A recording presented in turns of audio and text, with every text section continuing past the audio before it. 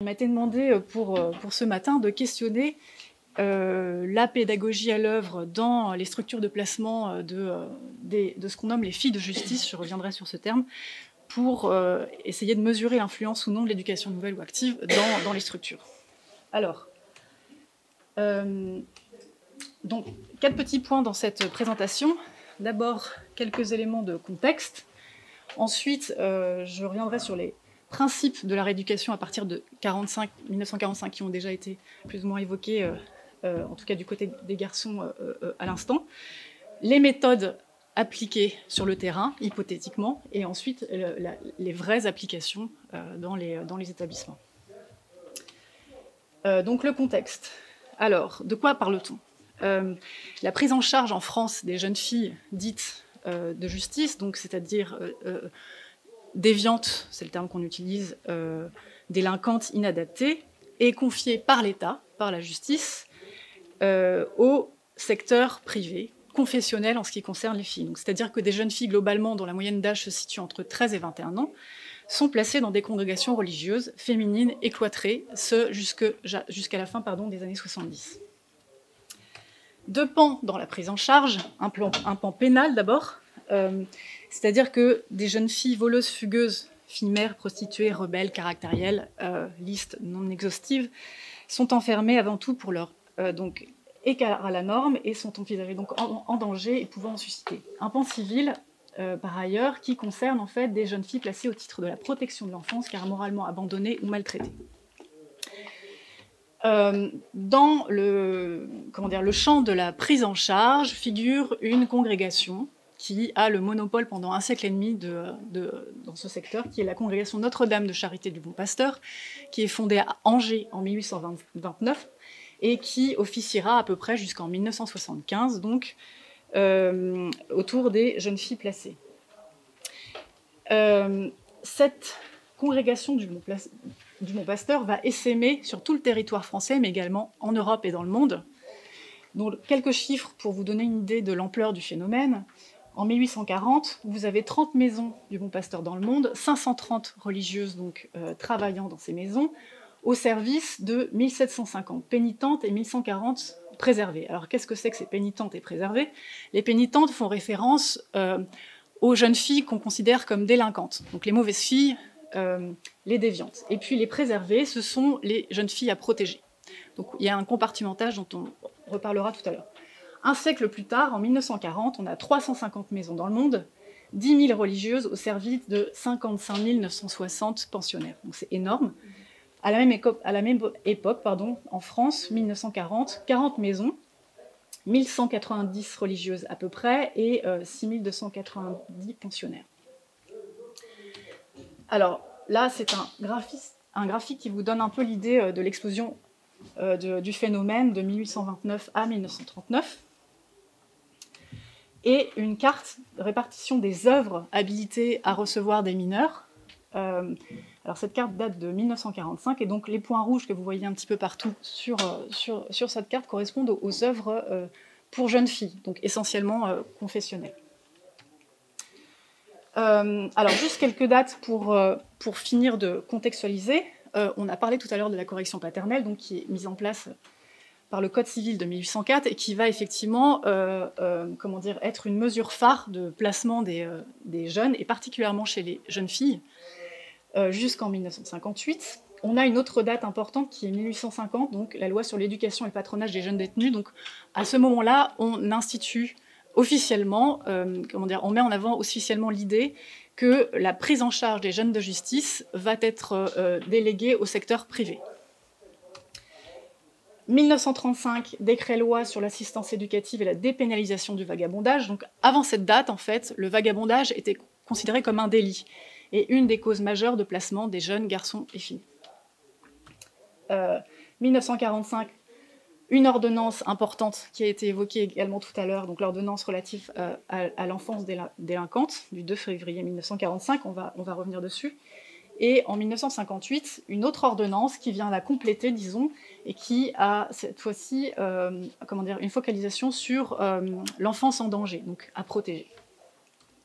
Enfin, 1975, alors date plus ou moins arbitraire, c'est-à-dire que c'est le moment où l'État et le secteur laïque va reprendre la main sur la prise en charge des filles de justice. Alors, globalement, dans les grandes lignes, qu'est-ce qui se passe donc les années 1940 à 1960 constituent une période charnière dans le renouvellement des méthodes de prise en charge des jeunes de justice. Le but n'est plus de sanctionner, mais d'éduquer. Donc des filles qui sont placées à la fois pour des raisons qui relèvent de la transgression de la loi, mais aussi et surtout du non-respect des normes sociales. On veut rompre avec l'héritage carcéral, les éducatrices petit à petit remplacent les surveillantes, les anciennes structures sont réaménagées, de nouvelles sont créées, les rapports avec l'extérieur se multiplient. En fait, l'ouverture est un des grands principes de l'ordonnance de 1945.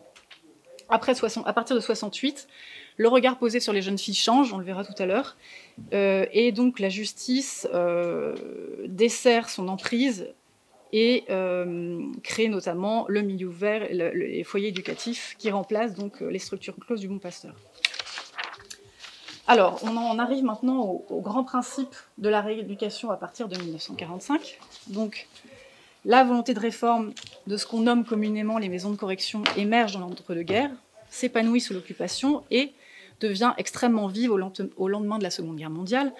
La question de la jeunesse, considérée comme l'avenir du pays, donc, est une priorité des mois qui suivent la libération.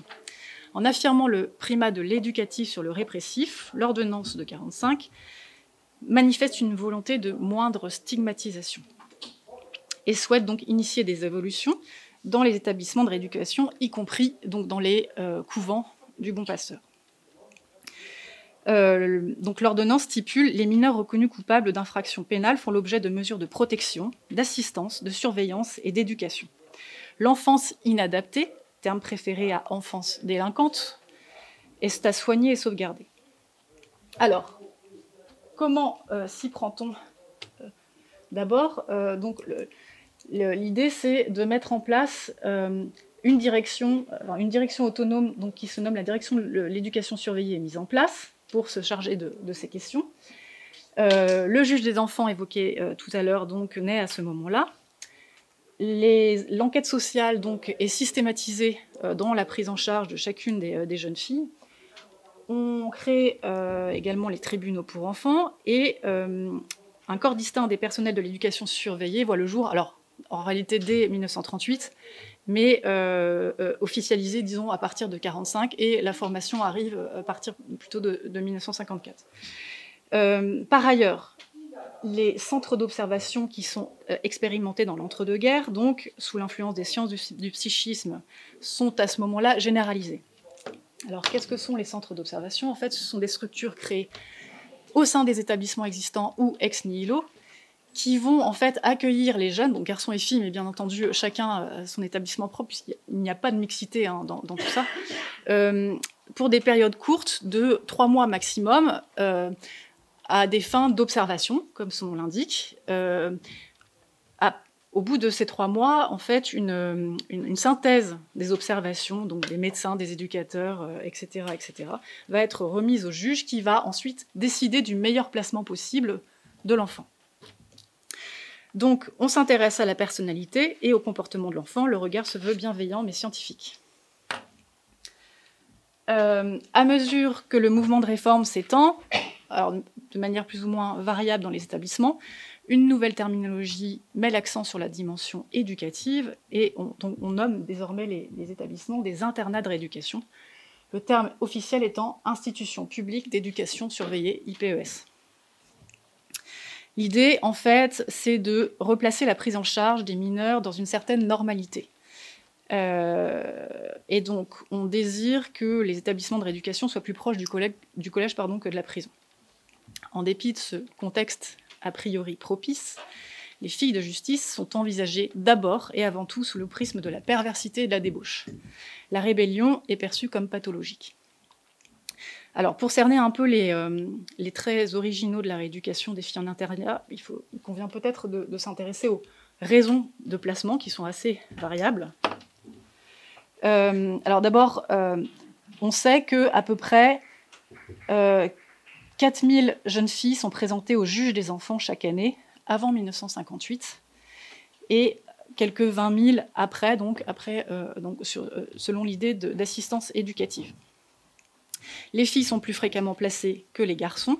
Par exemple, en 1955, 23,5% des délinquantes faisant l'objet d'une mesure éducative et 57% des mineurs jugés en danger sont placés en internat, contre respectivement pour les garçons à peu près 12% et 50%. La majorité des jeunes filles placées l'est au titre d'une mesure de protection, c'est-à-dire en vagabondage, correction paternelle principalement et assistance éducative ensuite, après 1958. Alors, je vous donne j'ai mis ici des exemples de raisons de placement, donc en fait, extraits de l'ordonnance de placement qui accompagne toute prise en charge de mineurs. Alors, on a d'abord en 1955, premier exemple, donc une jeune fille qui est prise en charge pour vagabondage. Vagabondage qui, je vous le rappelle, n'est plus un délit depuis 1935. Parce qu'elle cette jeune fille donc rencontre des jeunes gens, va au cinéma l'après-midi et le soir, s'enivre, termine la nuit avec le frère d'un garçon qu'elle connaît. Deuxième exemple, 1957. Cette fois-ci, la jeune fille s'avère être coléreuse, fugueuse, vole aux étalages et est une rebelle. Donc le médecin psychiatre qui l'observe déclare que cette mineure doit être prise en charge et placée. Deux autres petits exemples. 1962. Cette fois-ci, c'est une jeune fille qui a d'abord été placée dans un institut médico-pédagogique et qui en fait est transférée au Bon Pasteur en raison de son comportement. Alors en fait, dans le dossier, on réalise qu'elle est simplement épileptique.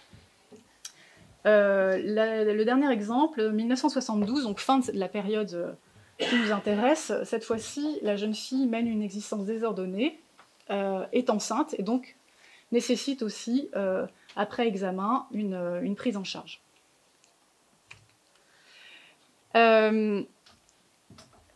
Donc il apparaît en fait dans la mesure de placement, quelles que soient les raisons de placement, que le comportement sexuel est, disons, la priorité d'observation.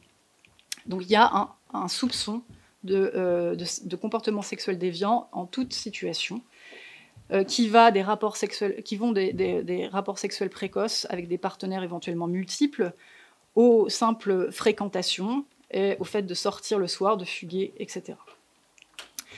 Donc globalement, la focalisation des acteurs est telle que toutes les jeunes filles semblent être soupçonnées d'inconduite.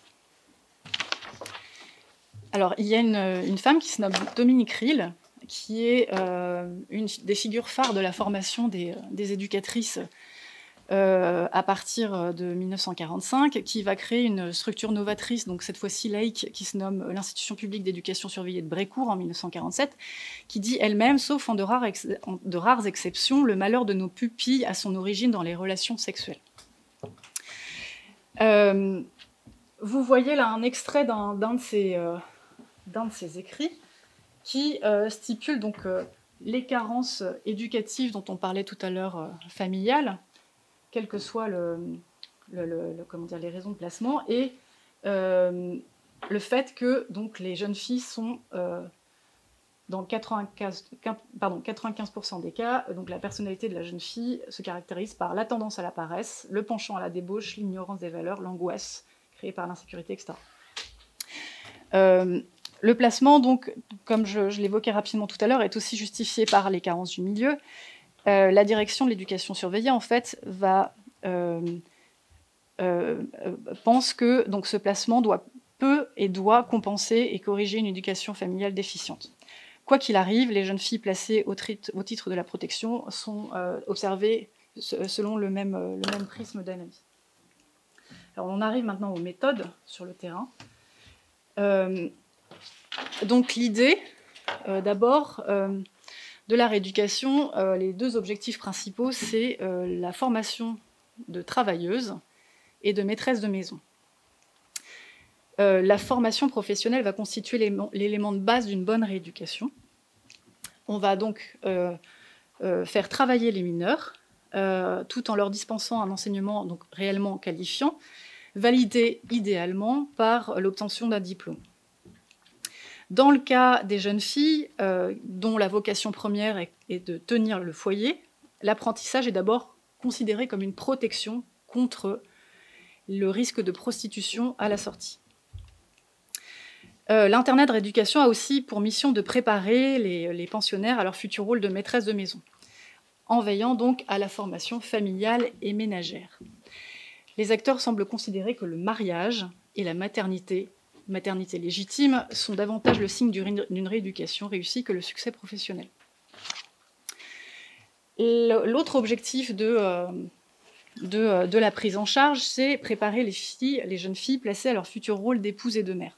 Donc, c'est-à-dire réaliser leur éducation familiale. Alors, pour réaliser cette éducation familiale, deux méthodes sont particulièrement appliquées: la pédagogie de groupe et l'éducation par l'exemple. Donc, selon le principe de la pédagogie de groupe qui émerge dans les années 30, les élèves ne doivent pas être traités collectivement, mais subdivisés en petits groupes placés sous l'autorité, donc là en l'occurrence d'une éducatrice. Cette pédagogie est supposée contribuer à la préparation à la vie en société. Pour les jeunes filles, il s'agit surtout de les préparer à la vie familiale. Donc l'équipe des jeunes filles, à l'image d'une famille nombreuse, comme il était évoqué tout à l'heure,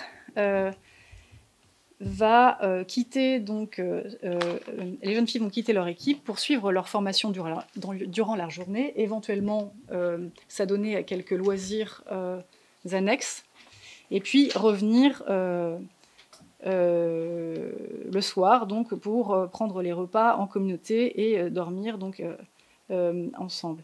L'éducatrice, dans ce cadre, fait office de maîtresse de maison ou de mère de famille. C'est d'ailleurs un terme qu'on retrouve dans les échanges épistolaires entre les jeunes filles et les éducatrices. Maman revient assez régulièrement. Alors, afin de permettre donc, cette formation à la vie de tous les jours, l'organisation familiale doit être associée à un second principe éducatif qui est la pédagogie par l'exemple. Donc là, vous avez une brochure du Bon Pasteur qui date de 1955, qui met en avant donc, les principes, les méthodes de la rééducation avec donc, la rééducation en équipe, la formation familiale, professionnelle, intellectuelle, les loisirs, et le SAS, disons le home de semi-liberté entre l'enfermement propre et la sortie. Et donc là, on a un autre écrit de Dominique Riehl qui dit que tout est vain si le personnel éducateur n'est pas hautement qualifié et sévèrement sélectionné sur le plan moral. Donc, c'est-à-dire que les éducatrices doivent être célibataires, qu'elles soient religieuses ou non, et idéalement chastes, puisqu'il faut donner l'exemple aux jeunes filles qui, par essence, sont perverties. Dans ce cadre-là, le maintien à distance des mauvaises tentations se matérialise par la clôture. Donc en fait, l'ouverture est totalement hypothétique quasiment jusque dans les années 70. Et qui mieux que les religieuses dans ce cadre spécialistes de l'âme pour encadrer les jeunes filles et les ramener vers la vertu. Alors là, vous avez un exemple d'organisation d'établissement. Alors là, ce n'est pas un Bon Pasteur, c'est un refuge, Notre-Dame de Charité. Donc c'est la même chose, le nom simplement change, où on voit donc les hauts murs et un compartimentage entre pénitentes, préservées, orphelines, etc., religieuses. Donc c'est globalement, même s'il y a des aménagements, c'est globalement ce qu'on retrouve un peu partout, jusque dans les années 70. Alors maintenant, quelles sont les applications concrètes de cette prise en charge? Donc, si certaines mineures reçoivent un enseignement scolaire, les plus jeunes, pour préparer notamment le certificat d'études primaires, les établissements n'offrent globalement pas de possibilité d'études secondaires. C'est l'enseignement professionnel qui prime. Et cet enseignement professionnel est caractérisé par l'apprentissage de métiers propres au féminin, avec trois trois principaux groupes, qui sont les métiers du vêtement et du textile, les métiers de bureau et les métiers d'emploi de maison ou de service. Donc, ce qui permet supposément de bénéficier d'une formation de qualité. Toutefois, l'ambiguïté reste constante entre l'aspect professionnel de l'enseignement dispensé et son aspect domestique et moral, puisque l'éducation ménagère est, quoi qu'il arrive, une nécessité dans tout enseignement, quel qu'il soit. Des rapprochements peuvent être faits avec ce qui se passe à l'extérieur, puisque c'est aussi l'enseignement qu'on retrouve dans les structures d'enseignement technique de jeunes filles, mais la comparaison s'arrête là, puisque la différence majeure, c'est la clôture notamment, et puis l'organisation familiale qui est en réalité une totale fiction, puisque les sanctions utilisées, par exemple, en internat, ne peuvent être assimilées aux punitions familiales. Jusqu'à la fin des années 70, on utilise l'isolement, ou encore appelé mitard, aussi bien dans les établissements publics que privés d'ailleurs. Et puis, on emploie aussi des punitions reposant sur l'humiliation, en particulier par la privation des attributs de la féminité, comme par exemple la coupe de cheveux au retour de fugue. L'autre différence avec l'extérieur, c'est pour devenir une épouse, une mère de famille accomplie, donc qui est quand même le but ultime du redressement, de la rééducation, un préalable est nécessaire, c'est le mariage et auparavant la rencontre du futur époux. Pour préparer cette rencontre, les mineurs ne reçoivent quasiment aucune éducation sexuelle, alors ce qui n'est pas une particularité des structures de rééducation, puisqu'à l'extérieur, on a la même chose jusque globalement en 1973. Mais la différence, c'est que les occasions de contact avec l'extérieur sont quasiment inexistantes. Par ailleurs, donc, la coupure et le silence sur le corps et la sexualité, en fait, qui ne renvoie pas à une volonté de protéger l'ignorance et l'innocence, mais au contraire, à l'idée de faire oublier le passé, les plaisirs vulgaires et la débauche à ces jeunes filles. Alors là, vous avez quelques photos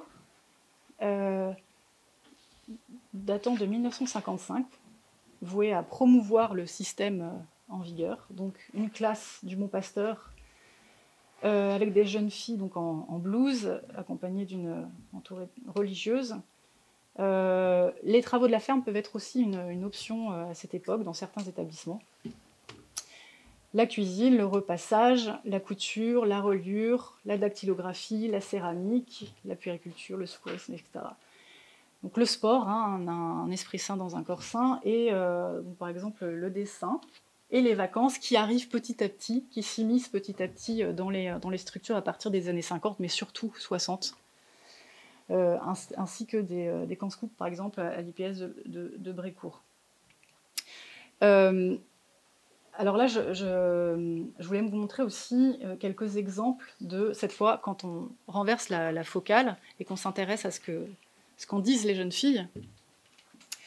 Quelques exemples d'un recueil de témoignages qui est apparu en 2009, qui a été de témoignages compilés par une ancienne jeune fille placée. Donc 4 extraits ici qui ont trait à l'éducation. D'abord Michel Marie, placé en 1959, qui explique que les plus jeunes recevaient un minimum d'enseignement scolaire qui était obligatoire et qu'en général, elles se rendaient grandes et petites à l'atelier, souvent couture, mais aussi cartonnage, et ils passaient leur journée en silence. Yvette, cette fois, qui est placée dans différentes structures entre 1959 et 1966, et qui dit « Aucune ouverture sur l'extérieur, chaque jour de la semaine, nous travaillions en atelier. En fait d'apprentissage, c'était plutôt des reproches, pas d'école. » Marie-Simone, placée entre 1953 et 1957, qui dit « J'étais une oie blanche. Le premier homme qui m'a manifesté de l'intérêt, disons, affectueux, je m'en suis amourachée. Au Bon Pasteur, si je n'ai pas été frappée, j'ai subi une multitude de petites et de grandes humiliations. » Dernier exemple, enfin, Rosemary, 1952-1965 pour le placement, dit « Nous passions nos journées à travailler, sauf le dimanche, nous ne recevions aucune éducation. » Alors pour conclure, des évolutions donc, vont arriver à partir de la fin des années 60, grâce notamment aux éducatrices qui vont commencer à questionner la prise en charge en internat, les méthodes et objectifs de la rééducation. Notamment, ces dernières vont questionner la mise à l'écart et la prégnance du modèle domestique. Elles vont aussi questionner l'absence d'éducation sexuelle, et petit à petit, donc, la sexualité va sortir des préoccupations premières du placement. Cette évolution va permettre l'augmentation progressive des sorties libres sans accompagnement, l'introduction de la mixité dans l'éducation, dans l'équipe éducative, et le développement de l'éducation en milieu ouvert. C'est-à-dire qu'on va véritablement ouvrir les lieux, parfois en créer ailleurs, en dehors de la clôture, et permettre aux jeunes filles d'avoir une existence normale, supposément normale, durant leur période de placement. Dernière chose, l'ouverture croissante n'implique pas une évolution proportionnelle dans les perceptions qu'en ont les jeunes filles. Dans l'esprit de celle-ci, le champ lexical de l'enfermement et des brimades demeure. Voilà, et donc pour aller plus loin, quelques références traitant de la question du point de vue de l'institution, des dossiers de justice et d'une correspondance d'assistance sociale. Merci. Merci.